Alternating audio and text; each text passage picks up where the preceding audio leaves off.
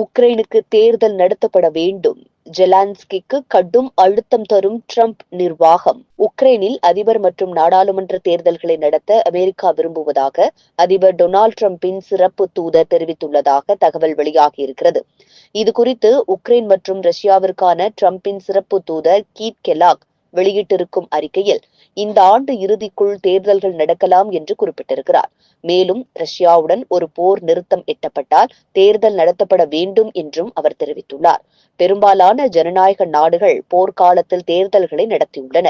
உக்ரைனும் அவ்வாறு செய்வது முக்கியம் என்று கீத் கெல்லாக் குறிப்பிட்டுள்ளார். அமெரிக்கா ரஷ்யா பேச்சுவார்த்தையில் உக்ரைனை புறக்கணிப்பது என்பது மிக ஆபத்தான செயல் என அதிபர் ஜெலன்ஸ்கி குறிப்பிட்டிருந்த நிலையிலேயே அமெரிக்கா தேர்தல் குறித்து கருத்து தெரிவித்துள்ளது.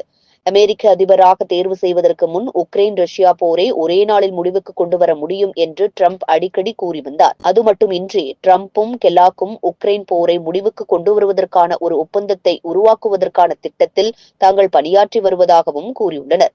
ஆனால் அத்தகைய திட்டம் பற்றிய விவரங்களையோ அல்லது அதை செயல்படுத்துவதற்கான கால அளவையோ அவர்கள் மிக குறைவாகவே வெளியிட்டுள்ளனர். இதனிடையே உக்ரைனில் சண்டை முடிவுக்கு வந்தால் இந்த ஆண்டு தேர்தல் நடத்தப்படலாம் என்று அதிபர் ஜெலன்ஸ்கி முன்பு கூறியிருந்தார். ஆனால் ரஷ்யா மீண்டும் முன்னெடுக்கும் விரோத போக்கை தடுக்க வலுவான பாதுகாப்பு உத்தரவாதங்கள் நடைமுறையில் வேண்டும் என்றும் அவர் கோரியிருந்தார் என்பது குறிப்பிடத்தக்கது.